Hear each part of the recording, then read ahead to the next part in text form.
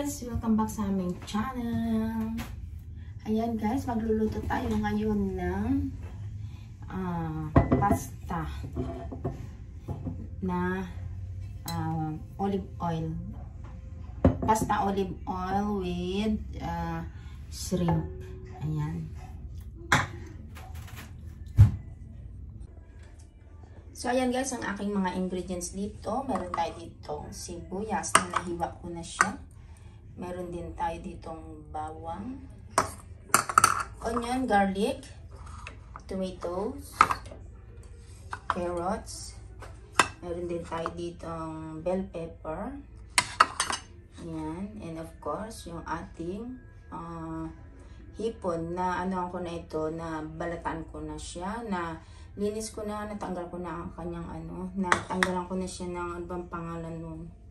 Yung itim, hindi ko alam pangalan nun. Kalimutan ko na.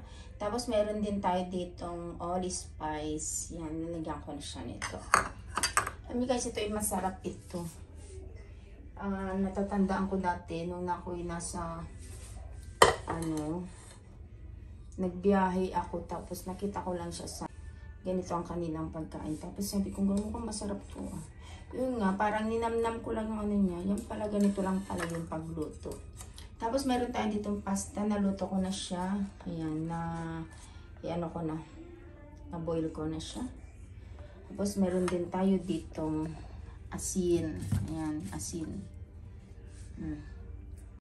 So, ayan guys. Mag-uumpisa na tayo.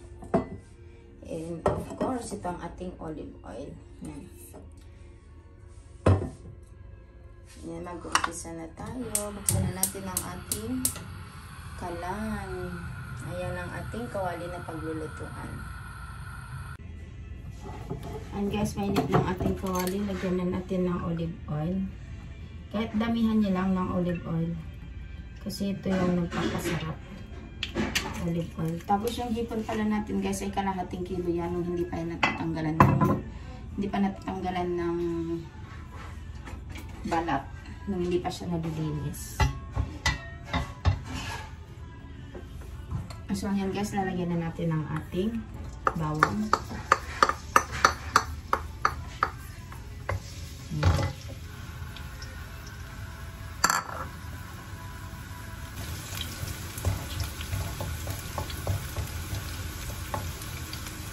Sunod natin ilagay ang ating sibuyas, ang ating onion.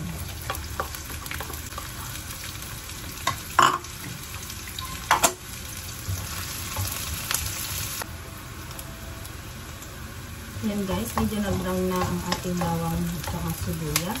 Sunod na natin ilagay ang ating tomato.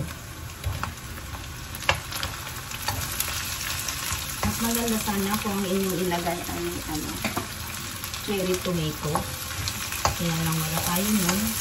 Kaya ganito na lang siya.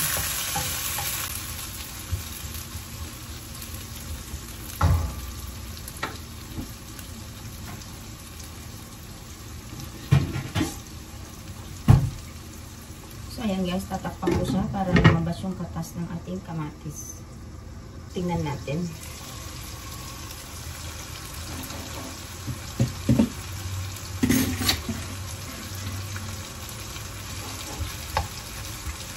Ayan, medyo okay na ang ating kamatis. Ilagay ko muna itong ating carrots. Ayan.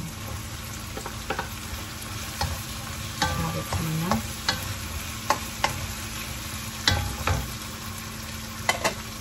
Tapos sunod natin ang bell pepper. Ayan. Pasensya na guys, madilim. Nakikita yung anino ng ulo ko dito. Madilim. Naiuwi ko na, may dalawa akong ring light na naiuwi ko na sa Pilipinas. Yan, takpan lang natin.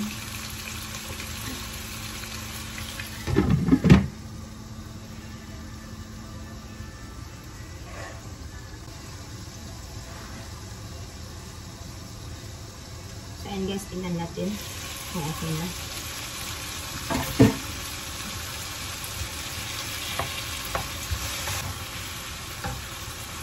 So, ilagay na natin itong ating hipon, ating shrimp.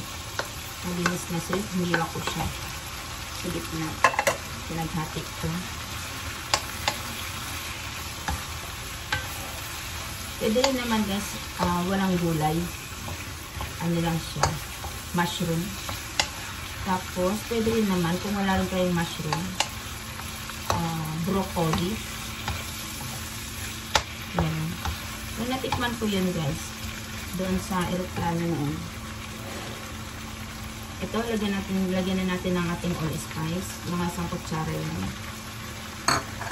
Natikman ko siya, ninamnam ko. Kasi ganun ako guys, mahilig ako mag-namnam. Ninanamnam ko kung ano yung kinakain ko. Tapos, yung unang ano ko, yung unang natitikman ko. Halimbawa, yung kakaiba na ulam para sa aking paningin. Ninanamnam ko siya, tapos nilalasahin ko kung ano yung kanyang lasa.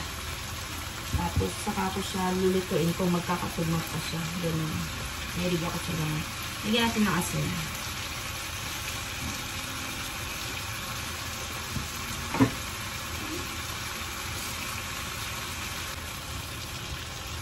Yan, okay na. Hinaan natin ang apoy.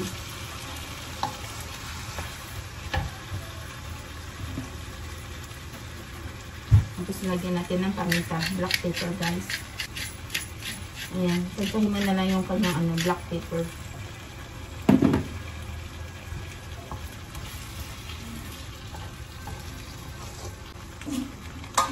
Pwede na natin ilagay ang ating pasta.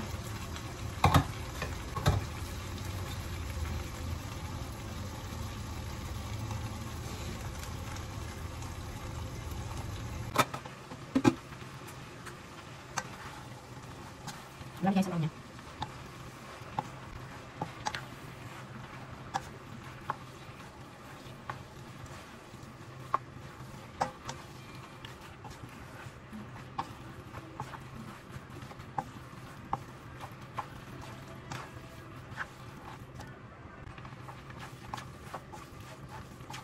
So guys, may nakating pasta. Yun na tayo kumain. Tara, akad na tayo. Mawang na. Nagpunta sila ng kanyang masarap. Pero marang sa sabag kasi parang natin dito eh. Sabi siya, pasa natin na nasa 400 grams ang yata kung ating fettuccine. Kasi sila ng masarap. Ayun na guys, ang ating pasta. Pwede na tayong kumain.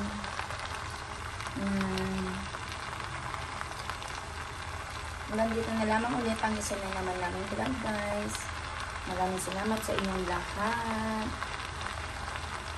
And huwag po sana ninyong kalimutan na mag-subscribe po sa aming channel. Thank you everyone. Bye. Masalamat. Ingat po tayo lagi. God bless everyone.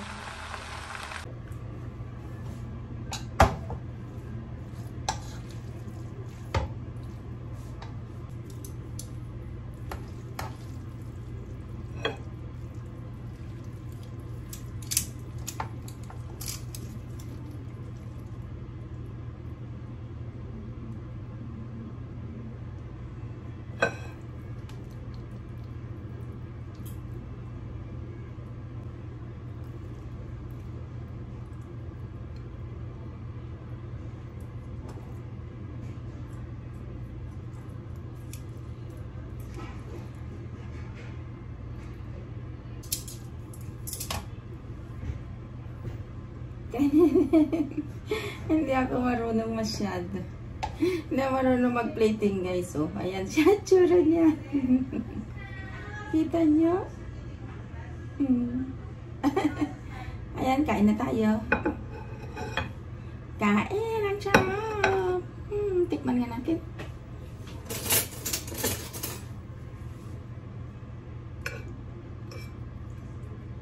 Tikman natin.